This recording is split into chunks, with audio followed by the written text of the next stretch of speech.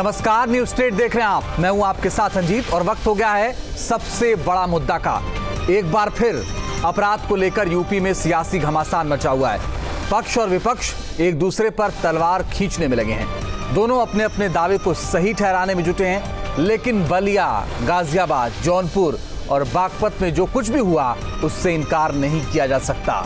हालांकि योगी सरकार की तरफ से अपराधियों पर लगाम लगाने के लिए खुली छूट है, लेकिन यूपी पुलिस है जो बदमाशों पर दबिश नहीं दे पा रही है। अपराध रोज हो रहे हैं। ऐसे में बड़ा सवाल उठ रहा है कि आखिर पुलिस की स्ट्रेटजी में कहां कमी हो रही है, जिससे हत्या, रेप, लूट की घटनाएं लगातार घट रही हैं। इसी मुद्दे पर चर्चा करेंगे, लेकिन आज क्या कुछ चलता रहा लखनऊ से लेकर तमाम जिलों में, एक रिपोर्ट दिखाते हैं।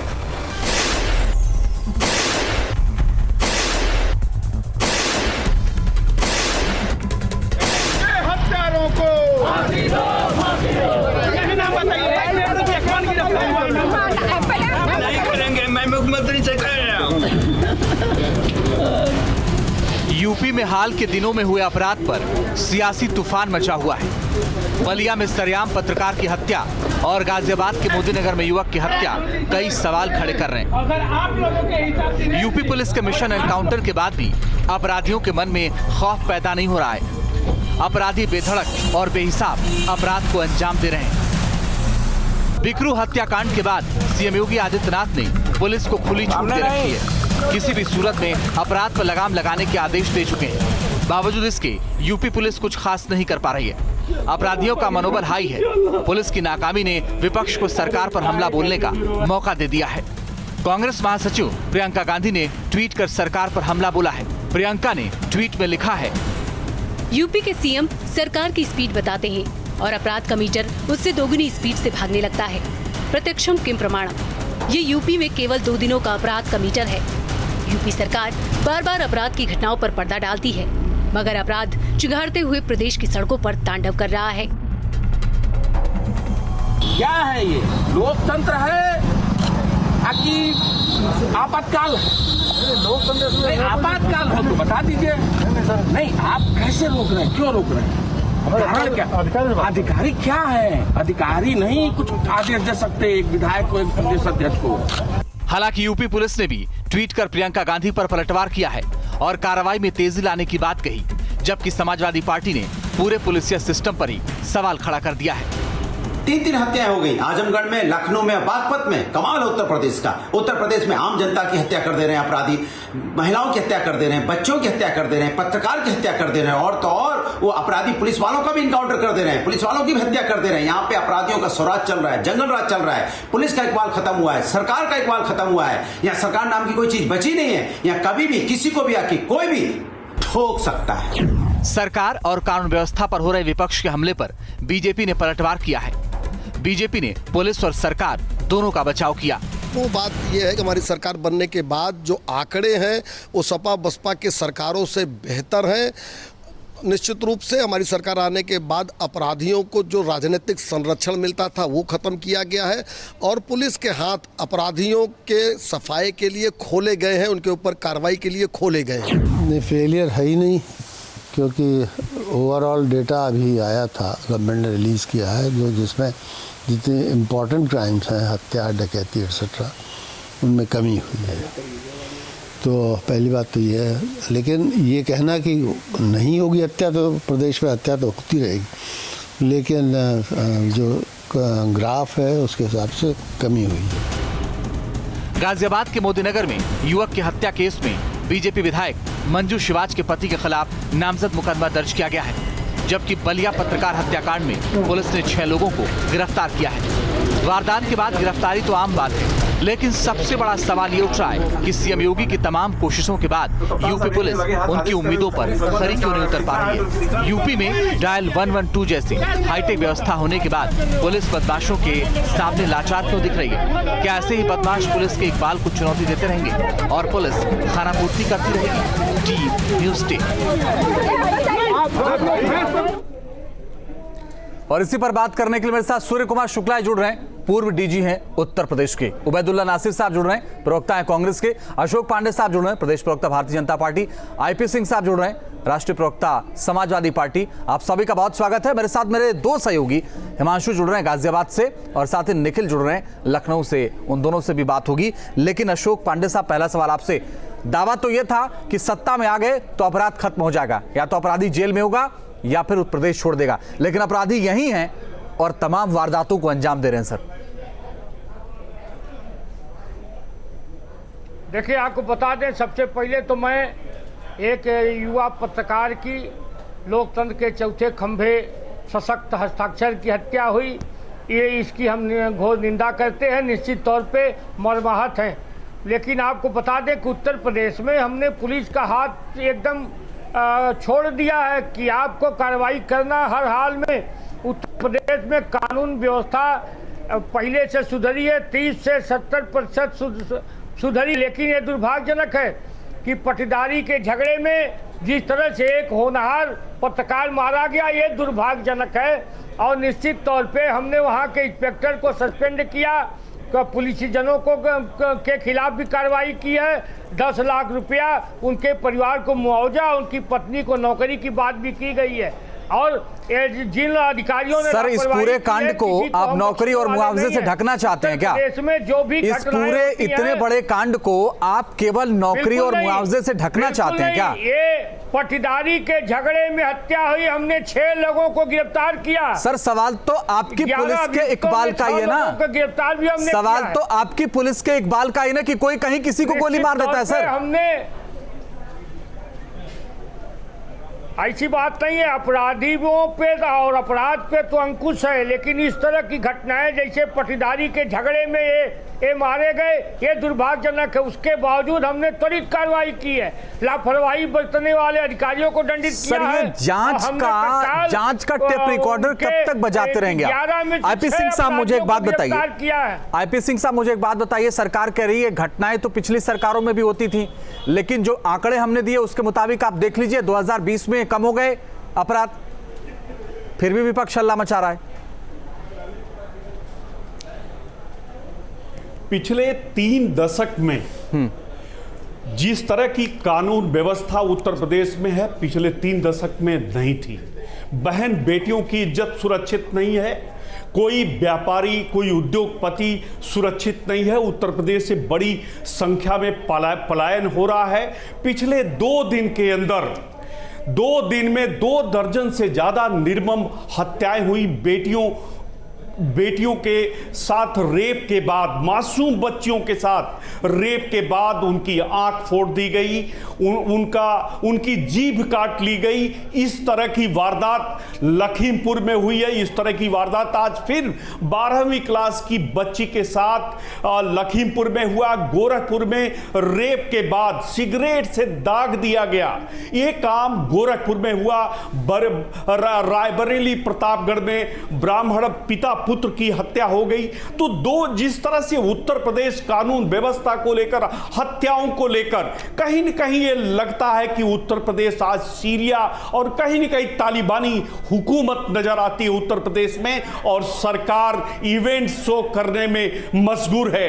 ये भारतीय जनता पार्टी कानून व्यवस्था का दुहाई देकर सत्ता में आई थी। आज 3 दशक का रिकॉर्ड टूट रहा है, कोई भी कहीं सुरक्षित नहीं रह गया है। स्वर्गीय रतन सिंह एक पत्रकार थे, उन्हें गोलियों से भून दिया गया और उसके बाद नई थ्योरी लेकर पुलिस आ गई कि यह पड़ोस का मामला है। और आज भी बीजेपी के प्रवक्ता गुमराह करने की बात करते हैं। अपराधियों में किस तरह के अपराधी पकड़े जाते हैं उसका ताजा उदाहरण गाजियाबाद में था, अलीगढ़ में था। किस तरह से निर्दोष को जेल भेज दिया था। बाद में जिस महिला के खिलाफ जेल पुलिस ने भेजा था, वो महिला खुद वापस आई, उसके सास ससुर और पति सलाखों के पीछे थे। ये वही उत्तर प्रदेश की पुलिस है। उत्तर प्रदेश में प्रमुख सचिव, अपर मुख्य सचिव गृह से को तत्काल बर्खास्त करना चाहिए, हटाना चाहिए। उसके बाद डीजीपी निष्क्रिय डीजीपी हैं, समाजवादी पार्टी लेकिन आईपी सिंह साहब उत्तर प्रदेश अभी विधानसभा में मुख्यमंत्री ने एक आंकड़ा रखा और उन्होंने ये कहा कि साल दर साल अपराधों में कमी आई। करने वाले लोग इस तरह की शासन बात लगाया कर रहे जाए, हैं। योगी को बर्खास्त किया जाए। अपराध एक मांग है को उत्तर प्रदेश के आम राजनीतिकरण जन की, करने वाले योगी ये को लोग बर्खास्त बोल किया रहे जाए। हैं। अजय सिंह वो बिष्ट को लोग बोल बर्खास्त रहे हैं करके जो उन्हें मुख्तार उत्तराखंड अंसारी भेज को दिया जाए। महात्मा इसके गांधी सिवा कहते हैं। उत्तर प्रदेश में कोई वो लोग बोल दूसरा रहे हैं जो चेहरा अतीक नहीं अहमद के बचा साथी है। इसलिए बार बार ये नहीं, आईपी सिंह साहब मैं आपसे कह रहा हूं कि पिछले दिनों सरकार ने विधानसभा में बताया कि साल दर साल जब से सरकार आई बीजेपी की तब से कमी आई। उस पर आपने जवाब नहीं दिया। ओके सर, ठीक है, आपसे मैं बाद में पूछ लूंगा। सूर्य कुमार शुक्ला जी, आप कुछ कहना चाह रहे थे, बोलिए sir. Okay sir, IP Singh साहब आ रहा हूं। सूर्य कुमार शुक्ला जी, आप बोलिए। चैन बहाल हो। जी भाई साहब, ये बिल्कुल गलत बात है, दुष्प्रचार है। और मैं विरोधी पार्टी के लोगों, प्रवक्ताओं के इस टिप्पणी पर कोई टिप्पणी नहीं करना चाहता कि वो ये कह रहे हैं कि पूरी कानून व्यवस्था ध्वस्त है। चलिए ठीक है, उनका राजनीतिक नजरिया है और इसी में उनका फायदा है कि अगर विरोधी पार्टियां ये कहती हैं कि व्यवस्था ध्वस्त है, कानून व्यवस्था ठीक नहीं है, तो इसी में उनको आगे अपनी उम्मीदें नजर आती हैं। लेकिन मैं एक निष्पक्ष आकलन जो करना चाहता हूं, जब भी करता हूं तो पाता हूं कि आज की डेट में पुलिस पर कोई अपराधी को बचाने के लिए उन पर सिफारिश करके थानों से छुड़वाने के लिए कोई दबाव नहीं रहता है। कोई माई का लाल यूपी में नहीं है जो कह दे कि मैं बदमाशों को छुड़ा लाऊंगा थाने से, चाहे वो सत्ता पार्टी है और चाहे वो विपक्षी पार्टी है। और ये बहुत हेल्दी डेवलपमेंट है। और साथ ही ये भी कहना चाहता हूं कि पुलिस अपनी पूरी ताकत से अपराधों को लगाम लगाने की कोशिश कर रही है। अब ये जरूर है कि मेरी बहुत से पुलिस अधिकारियों से बात होती है, वो कहते हैं कि पट्टीदारी में या जमीन के झगड़े में लोग नहीं मानते, मुकदमे चल रहे हैं। एक तो नहीं, लाखों मुकदमे चल रहे हैं। सूर्य कुमार शुक्ला जी, आपके आकलन के हिसाब से भले ही पुलिस बहुत अच्छा काम कर रही हो, लेकिन मैं उस श्री सूर्य प्रकाश शुक्ला को जानता हूं, उस कप्तान, लखनऊ के कप्तान को जानता हूं, जिस सूर्य कुमार शुक्ला ने लखनऊ में कप्तान रहते हुए कभी कानून व्यवस्था से समझौता नहीं किया था।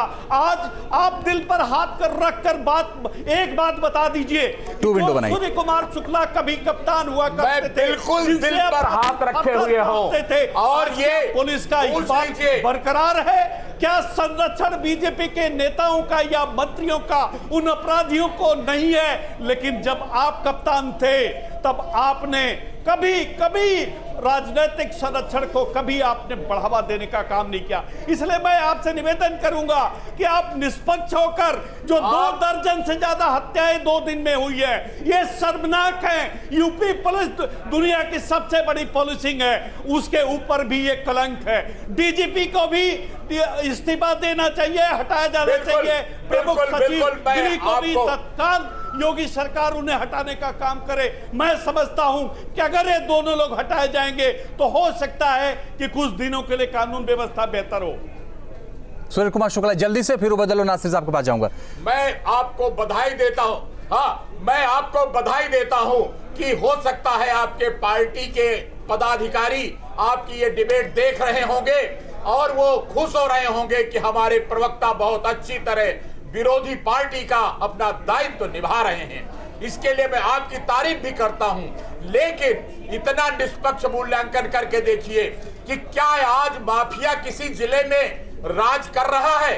क्या आज कोई ये हाथ उठाकर कह सकता है कि ये इस जिले का मुख्यमंत्री है? कोई इतना दमदार आदमी पूरे प्रदेश में है जो कहते कि मैं माफिया को बचा लूंगा? आज जो अभियान चल रहा है, 6,500 आज जो अभियान चल रहा है पूरे प्रदेश में, कंपनियों को दे दिया गया, जो कंपनियां अपराधियों की संपत्ति जब्त करने का जो अभियान चल रहा है, आज भी मैं उसके बारे में आपसे पूछना चाहता हूं कि क्या कभी इस प्रकार की स्थिति आई थी? आज भाग भाग भयंकर बदमाश जब जेल जा रहे हैं, माफियाओं में हिम्मत नहीं है।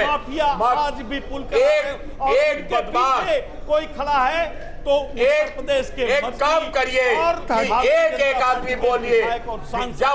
जब विचार विमर्श होता है तो उसमें किसी प्रकार एक आदमी बोले तो दूसरा सुने। ओके, ठीक है, ठीक है, okay sir. Surya Kumar Shukla ji, IP Singh साहब, अशोक पांडे साहब, आपके पास, आप तीनों के पास मैं आऊंगा। उबैदुल्ला नासिर साहब, आप कुछ कहना चाह रहे थे, जल्दी से कह लीजिए, फिर मेरे दो सहयोगी और हैं, उनके पास भी जाऊंगा।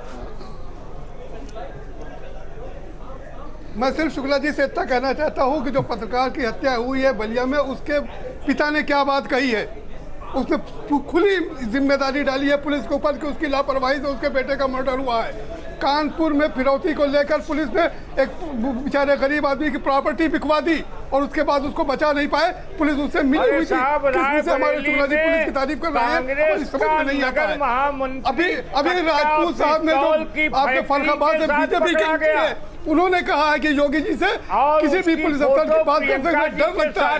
कौन से पुलिस की बात कर रहे हैं ये? पुलिस की ऐसी तारीफ कर रहे हैं ना जैसा पुलिस एकदम दूध की धुली हुई है। कौन सा माहौल इस उत्तर प्रदेश में बचा हुआ है लॉ एंड ऑर्डर का? कौन सी हम लोग आते हैं डिबेट के लिए, जो आंकड़े तैयार करके आते हैं, दिन भर आंकड़ा तैयार करते हैं, शाम को आते हैं तो आंकड़ा बदल जाता है। आप बताइए, लखीमपुर में उस बच्ची की निर्मम हत्या हुई, क्या कर रही थी पुलिस? अभी लखनऊ में परसों नरसों 3 उबैदुल्ला नासिर साहब, मैं आपको यकीन दिलाता हूं, कोई आंकड़ा नहीं बदल जाता।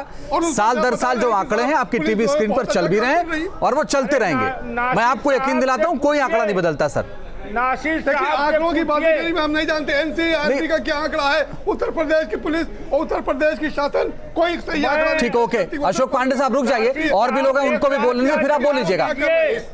अशोक पांडे साहब बोल लीजिएगा, आप एक मिनट धैर्य रख लीजिए। हिमांशु मेरे सहयोगी गाजियाबाद से जुड़े हुए हैं। हिमांशु, एक विधायक के पति पर हत्या का मामला दर्ज हुआ और आरोप यह है, क्या वाकई लॉ एंड ऑर्डर गड़बड़ हो रहा है और इसीलिए हत्याएं बढ़ रही हैं? देखिए अंजीत, मैं इस सवाल का जवाब दूंगा, लेकिन उससे पहले मैं ये कहना चाहूंगा, अभी हम साथी पत्रकार विक्रम जोशी की हत्या को बुला भी नहीं पाए थे कि बलिया में एक और साथी पत्रकार की हत्या कर दी गई और सरकार ने 10 लाख रुपए का मरहम और एक सरकारी नौकरी दे दी। तो ऐसे में ये लगता है कि पत्रकारों की जिंदगी की कीमत मात्र 10 लाख रुपए और एक सरकारी नौकरी उनके परिवार वालों को है। मैं दूसरे सवाल का जवाब आपको दे दूं। गाजियाबाद में जो मुजरेगर विधायक है मंजू सिवाज के पति है देवेंद्र सिवाज, जिनको 120B के तहत पुलिस ने नेम्ड किया है और परिवार ने ये बताया है कि जो पीड़ित परिवार है उसका के तहत पुलिस ने नेम्ड किया है और परिवार ने ये बताया है कि जो पीड़ित परिवार है उनका कहना है कि उनकी ही मिली भगत से, उन्हीं के षड्यंत्र से जो अक्षय जिनकी कल हत्या की गई है उनका पूरा उसमें सम्मिलित है, उनका हाथ रहा है। यही वजह है पुलिस ने इसमें नेम्ड FIR दर्ज की है। हालांकि जो विधायक है मंजू सिवाज, उन्होंने अपना बयान जारी किया है। उन्होंने साफ कहा है पूरे मामले की निष्पक्ष जांच हो, FIR किसी के नाम पर भी रजिस्टर्ड की जा सकती है और पुलिस जब जांच कर लेगी उसके बाद दूध का दूध और पानी का पानी हो जाएगा। लेकिन जब किसी के नाम पर FIR होती है तो कहीं ना कहीं वो कहते हैं हम कि जब तक एक तरफ से हाथ नहीं चलेगा तो दूसरी तरफ से हाथ नहीं बढ़ता है। कुछ ना कुछ जरूर इन्वॉल्वमेंट रहा होगा, तभी विधायक के पति का नाम उनके परिजनों ने दिया होगा। कल हंगामा गाजियाबाद में देखने को मिला, 6-7 किलोमीटर लंबा जाम लग रहा। आज अक्षय का यहां पर अंतिम संस्कार किया गया उनके पैतृक गांव के अंदर। हालांकि अक्षय जो थे वो भी हत्यारोपित थे और जेल से छूट कर आए थे, लेकिन इस तरह से सरे रहा, किसी को गोली मार देना, एक के बाद एक 6 गोलियां उनको मारी गई और उसके बाद उन्हें ब्रॉड डेड वो हो गए थे, उनको पोस्टमार्टम रिपोर्ट के लिए वहां भेजा गया था। और उसके बाद जो नाम निकलकर सामने आए उसमें केवल विधायक के जो पति हैं सिर्फ उनका नाम नहीं है, बीजेपी के जो ओबीसी के जिला अध्यक्ष हैं आशीष चौधरी, उनका नाम भी है। और पुलिस ने अभी जो लेटेस्ट जानकारी है उन्हें भी हिरासत में ले लिया है, उनसे पूछताछ यहां पर की जा रही है। कल गाजियाबाद में 2 बड़ी घटनाएं हुई थी, एक यहां अक्षय का मर्डर कर दिया गया, दूसरा जो ट्रोनिका सिटी थाना है वहां पर भी एक युवक के पैर में गोली मारी गई। तो वारदात रोजाना हो रही है, पुलिस उनको छुपाने की लगातार कोशिश करती है। जो गुड वर्क है उसको पुलिस फ्रंट पर आकर बताती है कि हमने आज ये फ्रंट पर ये काम किया, ये हमने आज अच्छा काम किया है। लेकिन जो बैड वर्क होता है उन पर पर्दा डालने का काम लगातार होता रहा है। आज ही की घटना आपको बता दूं, गाजियाबाद के DM ऑफिस कंपाउंड के अंदर एक महिला अपने को आत्मदाह करने के लिए वहां पर पेट्रोल लेकर पहुंची। उसने पेट्रोल अपने ऊपर डाल भी लिया, लेकिन समय रहते उसको पुलिस ने हिरासत में लिया। उससे पूछताछ की गई तो पता चला उसके साथ गैंगरेप हुआ था। 2019 से वो लगातार भागदौड़ कर रही है, लेकिन इंसाफ नहीं मिला। इस तरह की घटनाएं लगातार सामने आ रही हैं गाजियाबाद के अंदर। तो क्राइम ग्राफ जो है लगातार तेजी के साथ बढ़ रहा है। ठीक है, आप निखिल, मुझे एक बात बताइए, योगी की सख्ती के बाद भी पुलिस पस्त क्यों है? दो इसकी सबसे बड़ी वजह है। पहली वजह यह है कि दरअसल पुलिस का काम सड़क पर होता है, वातानुकूलित कमरों में नहीं होता। उत्तर प्रदेश की जो पुलिस है वो लगातार ये देखने को मिलेगा आपको कि सड़कों पर नहीं दिखाई देती। कुछ दिनों पहले इसको लेकर बहुत गंभीर हुई थी सरकार, उसके बाद निर्देश दिए गए थे तो पुलिस सड़कों पर दिखाई देने लगी, जिसके बाद से अपराध में कमी आई थी। राजधानी की अगर बात करें, लखनऊ कमिश्नरेट है, आप यहाँ देखेंगे तो आपको पुलिस सड़कों पर दिखाई देगी, लेकिन जैसे आप जनपदों में जाएंगे राजधानी से दूर, वैसे पुलिस आपको वातानुकूलित कमरों में आएगी। पहली बात। दूसरी सबसे बड़ी बात यह है कि पूरे जनपद के जो सबसे महत्वपूर्ण पुलिस अधिकारी या जो तेज तर्रार अफसर है, उनको बस एक टास्क में लगा दिया गया है कि बड़े अपराधियों को पकड़िए, उनको उनके घर से पकड़िए, उनको उनके गांव से पकड़िए और इनकाउंटर दिखाइए, ताकि एक जो माहौल बने कि लगातार पुलिस बड़े बड़े अपराधियों के खिलाफ कार्रवाई कर रही। ऐसे में क्या हो रहा है कि जो मामूली घटनाएं हैं, जो छोटे मोटे अपराध गाँव में रंजिश के हो रहे हैं, उनसे पुलिस का ध्यान हट रहा है और जो वरिष्ठ अधिकारी हैं उनका ध्यान हट रहा है। तो ऐसे में समस्याएं हो रही, इस तरह की घटनाएं हो रही हैं। आमतौर पे जो जिलों के जो ग्रामीण थाने, वहां पर इस तरह की बहुत सामान्य बातें, किस पक्ष से पैसा लेकर उस पक्ष की जमीन कब्जा करा देना, उस पक्ष से पैसा लेकर इस पक्ष की जमीन कब्जा करा देना जी।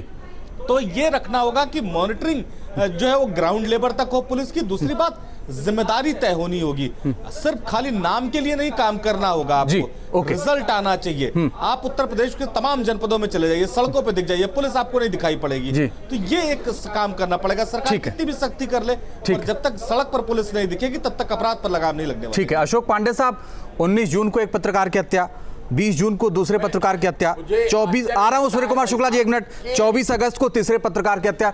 क्या चाहते हैं आप उत्तर प्रदेश में? ये कौन सा कानून राज है सर? अशोक पांडे जी बोलिए। देखिए, आपको बता दें कि निश्चित तौर पे दुर्भाग्यजनक है, लेकिन इसमें किसी अपराधी ने गोली नहीं मारी है। त्वरित की इस तरह की घटनाएं जो सर, जो गोली मारता है ना वो अपराधी होता है। अशोक पांडे साहब, जो गोली मारता है ना वो अपराधी होता है। हर प्रयास करेंगे कि अब इस तरह की घटनाएं भी न हो। सर, नई परिभाषा, जैसे बलिया की जो घटना है वो पटीदारी के झगड़े में हुई, 6 लोग गिरफ्तार हुए। आईपी सिंह बोलिए। और गाजियाबाद की जो पत्रकार वाले में हुआ, उसमें छेड़खानी का विरोध करने पर हुआ निश्चित तौर पे, लेकिन हमने तत्काल उसको उजागर किया, अपराधी को गिरफ्तार किया।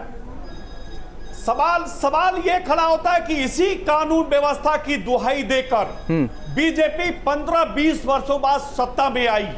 आज उत्तर प्रदेश अरे भाई, आपने अपराध का राजनीतिकरण कर दिया यूपी में। अदालतों की जरूरत नहीं रह गई है।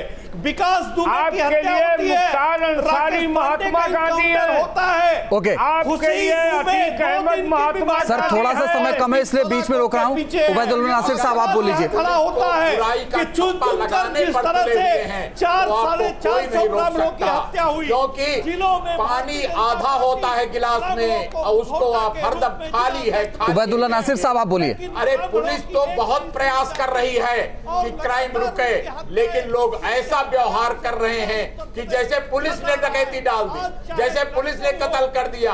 पट्टीदारी के झगड़े में घर घर कमाल है सर, कमाल है सर, पुलिस पर कार्रवाई नहीं करने के आरोप दुनिया भर के लगे। क्या कमाल कर रहे हैं सर। उबैदुल्लाह नासिर साहब, आपको आवाज मिल पा रही हो तो बताइए, क्या विपक्ष की भूमिका और आक्रामक नहीं होनी चाहिए? उबैदुल्लाह नासिर साहब बोलिए। परिवार के लोग आपस में गोली मार रहे हैं, हम किस तरह के समाज में पहुंच गए हैं। आप लोग उस पर चर्चा करने के बजाय खाली पुलिस पुलिस पुलिस, जैसे पुलिस की बुराई करने में बहुत मजा आने लगा है। लेकिन जरा ये सोचिए, पुलिस का एक, चलिए उबैदुल्लाह नासिर साहब को आवाज नहीं मिल पा रही, मैं चाह रहा था आपकी बात बीच में आ जाती, लेकिन सूर्य कुमार शुक्ला साहब, आप गंभीरता से इन घटनाओं पर विचार करिएगा जो आप कह रहे हैं, शायद एक बार फिर से विचार करें। बहुत बहुत शुक्रिया, बहुत बहुत शुक्रिया आप सबका हमारे साथ जुड़ने के लिए, उस चर्चा में शामिल होने के लिए। वक्त इतना ही था सबसे बड़ा मुद्दा में, फिलहाल के लिए बस इतना ही। रुक रहे हैं कुछ ही पलों के लिए, आगे भी जारी है खबरों का सिलसिला।